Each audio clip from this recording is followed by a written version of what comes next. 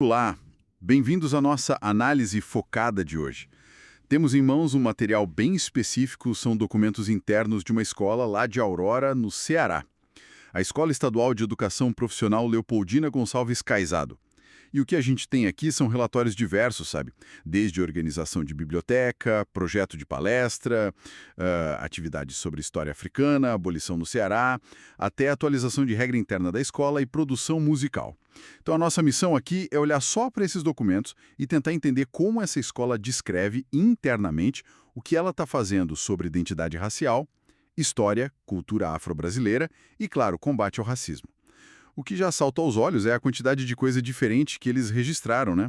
Parece bem prático. Ok? Então vamos lá tentar entender o que esses papéis nos contam. Sim, é bem interessante mesmo encontrar assim tudo documentado, um leque tão grande de atividades numa escola só. Pelo que está descrito aí nos relatórios, parece indicar uma tentativa de ter uma abordagem mais coordenada, sabe? Intencional nesses temas. Pelo menos é o que a documentação sugere, né? Exato.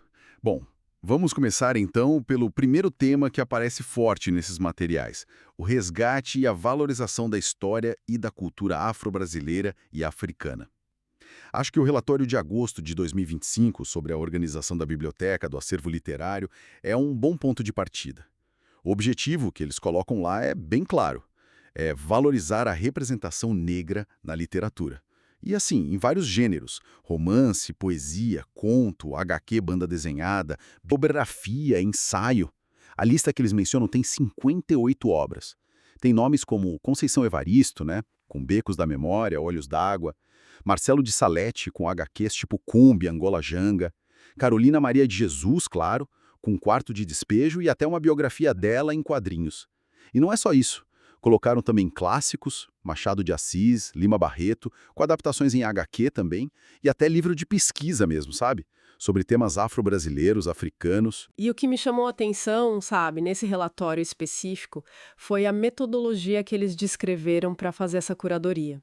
Não foi só de, pá, vamos juntar uns livros aqui. O documento fala de um processo, né? De levantar o que já tinha, classificar por tema, eles listam identidade, racismo, memória, resistência, abolicionismo e até criaram uma sinalização pedagógica para ajudar no planejamento das aulas. E o objetivo que está lá, escrito, é o uso pedagógico direto, em matérias como linguagens, história, sociologia, arte e em projetos que misturam disciplinas. Eles até falam de conectar com a BNCC, a Base Nacional Comum Curricular, né, que orienta os currículos no Brasil, e também com os itinerários formativos do ensino médio. E o relatório detalha mais, sugere usos bem concretos, como sequências didáticas sobre escravidão ou sobre as vozes das mulheres negras, clubes de leitura também, e até usar as HQs como uma porta de entrada, talvez mais fácil, para os alunos do primeiro ano. Pela descrição, a ideia registrada ali é fazer daquele acervo uma coisa viva, sabe? Usada no dia a dia. E essa intenção de valorizar a história parece que não ficou só na biblioteca, certo? Tem um outro relatório, de maio de 2025, descrevendo aulas específicas para a primeira série sobre África pré-colonial. O foco principal ali, segundo o documento, era justamente desafiar aqueles estereótipos, né? Mostrar reinos como Kush, Egito Antigo, Gana, Mali, Songhai, como lugares de cultura, ciência, comércio. Coisas sofisticadas. A metodologia que eles registraram foi aula expositiva, seminário dos alunos e debate. E olha só esse ponto no relatório. Eles fizeram questão de registrar a discussão que tiveram sobre como a colonização meio que apagou ou distorceu essas histórias africanas. E o mais forte, o documento reflete sobre como essa distorção lá do passado ainda afeta a autoimagem dos estudantes afrodescendentes hoje. Isso parece um registro bem consciente da parte deles. Exatamente. E a conclusão que o próprio relatório apresenta para essa atividade é bem direta. Coloca a iniciativa como uma ação pedagógica mesmo, pensada para enfrentar o racismo estrutural, mas pela via da educação. Ao mostrar o que o documento chama de grandeza histórica dos povos africanos, a intenção que está ali registrada é fortalecer essa conexão identitária e a autoestima dos estudantes. É dar uma outra narrativa histórica, né, mais completa, mais positiva sobre as origens deles. Isso. E falando em enfrentar o racismo, a gente entra no segundo grande tema que esses documentos trazem: o confronto mais direto com o racismo nas suas diferentes formas. Tem aqui o registro de um projeto de palestras chamado Para o Combate ao Racismo. Foi em junho de 2025, com o professor Assis Severo. A justificativa que está no papel é clara. Reconhecer que o racismo atrapalha a vida escolar e mostrar que a escola está comprometida com a lei. Eles citam a Lei 10.639, as DCNRE, que são as Diretrizes Nacionais para a Educação Étnico-Racial, né? As regras de como ensinar isso e também o Estatuto da Igualdade Racial. O que eu achei bem interessante foi a amplitude dos tipos de racismo que o relatório detalha que foram abordados. Falaram do estrutural, né, ligado à história, às desigualdades, do institucional, que acontece nas políticas e práticas da própria escola, até por omissão. Falaram do recreativo, que é aquele humor racista, as microagressões, do algorítmico, olha aqui discutindo viés em inteligência artificial na internet. E até o ambiental, conectando o racismo com quem está mais exposto a risco ambiental. Nossa, cobrir tudo isso numa palestra para estudante parece bem ambicioso, pelo menos está descrito assim. Sim, bastante coisa. E a metodologia que o relatório descreve também é interessante. Não era só para sentar e ouvir, sabe? O documento fala em diálogo, em dinâmicas para sensibilizar, tipo analisar casos, imagens, notícias, fala de rodas de conversa e até uma tarefa prática.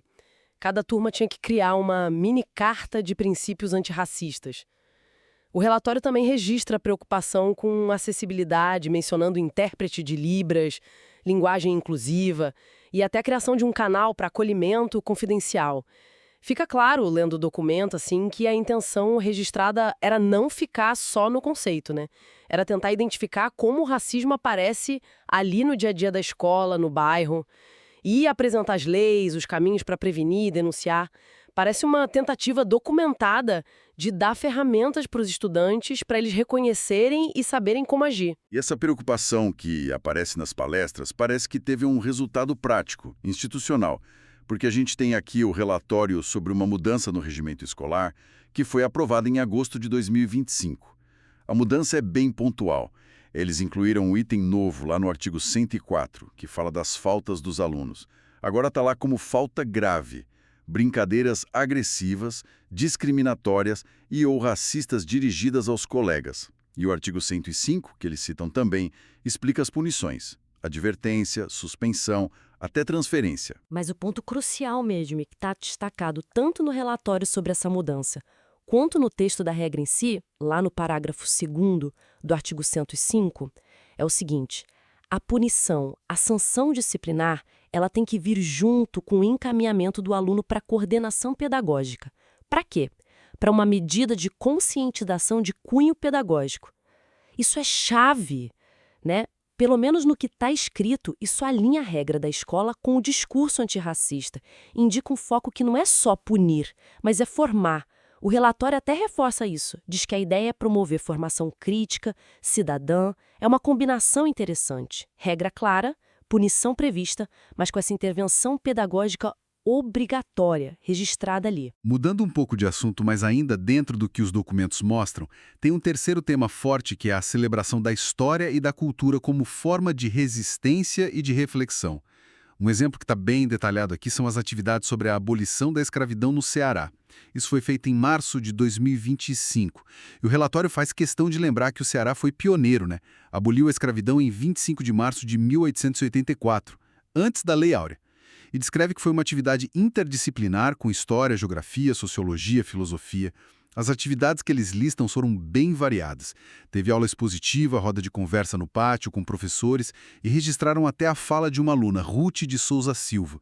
Passaram também o documentário Dragão do Mar, sobre o líder jangadeiro cearense, e depois fizeram uma análise crítica em sala. Montaram uma exposição de fotos no pátio, sabe? Com a trajetória de personalidades negras. Milton Santos, Elza Soares, Tia Ciata, o próprio Dragão do Mar, Marielle Franco, Givânia Silva, Vini Júnior, Conceição Evaristo. E ainda exibiram o filme Amarração do Amor. E essa análise que o relatório descreve sobre o filme Amarração do Amor parece ter sido um momento chave ali na atividade. O documento indica que o filme ajudou a discutir o racismo religioso, especificamente como as religiões de matriz africana, tipo o candomblé e umbanda, são mostradas de um jeito diferente do judaísmo na história do filme. E essa discussão, pelo que está registrado, foi ligada ao racismo estrutural maior que desvaloriza a cultura negra no Brasil. O relatório também fala que o evento fechou com um debate sobre a realidade da população negra hoje e com uma roda de capoeira. E a forma como eles descrevem a capoeira no documento é interessante. Apresentam não só como luta ou dança, mas como uma expressão de resistência cultural e física mesmo, que vem lá da colônia, mas que continua importante hoje, como afirmação cultural, como enfrentamento ao racismo, como inclusão. O registro que eles fizeram da capoeira vai além da ideia de folclore, sabe? E essa linha de expressão cultural continua em outra iniciativa que está documentada, uma atividade de produção musical. Essa aconteceu durante vários meses, de abril a setembro de 2025. Foi baseada na letra de uma música chamada Não Tem Mal, que foi escrita por aquele mesmo professor das palestras, o Assis Severo, e interpretada por uma pessoa chamada Maria Josiane dos Reis Moraes. Os objetivos que estão lá no relatório eram estimular a criatividade dos alunos e fazer-eles refletirem sobre religiosidade, diversidade, resistência, identidade, tudo isso usando a música como ponta de partida. Então, o que a gente tira disso tudo? Olha, o interessante é como o relatório entra em detalhes sobre como eles exploraram os símbolos da letra na atividade. Registraram as discussões sobre sincretismo religioso, por exemplo. Porque a letra mistura, né? Fala de Deus, mas fala de orixás, como Xangô, Iansã, Ogum, Oxalá e Iemanjá, e também de santos católicos, tudo na mesma letra. Analisaram a mensagem principal da música, que o relatório diz ser sobre superação pela fé, pela ancestralidade, pela busca de proteção espiritual, e a conclusão que está registrada no documento é que a música serviu como uma ferramenta pedagógica, tanto para valorizar a diversidade cultural quanto para fortalecer o protagonismo dos jovens, né?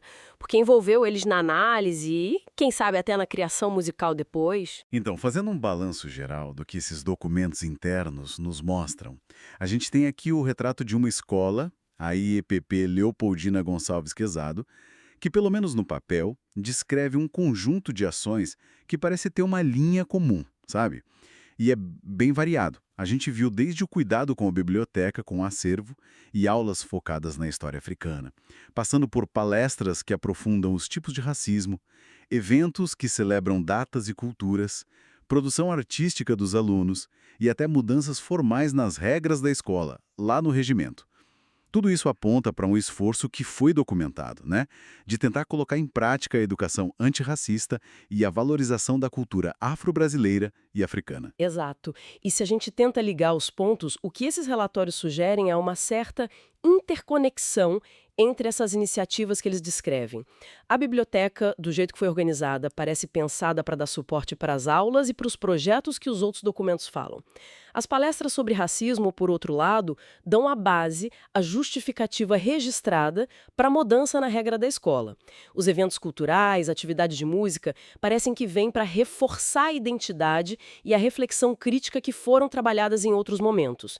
Os documentos, quando a gente olha para eles juntos, eles pintam um quadro, né, de uma instituição que busca ativamente e registra isso, transformar princípios antirracistas em ações pedagógicas e institucionais concretas. E isso nos deixa com uma pergunta para pensar que sai direto da análise desses materiais. Os relatórios detalham um esforço interno que parece bem consistente, né? Focado em formar, em refletir, em ajustar as práticas lá dentro da escola Leopoldina Gonçalves Quezado. Considerando essa variedade, essa profundidade das ações internas que foram documentadas aqui, que próximos passos a gente poderia imaginar? Ou, talvez, que futuros registros poderiam aparecer?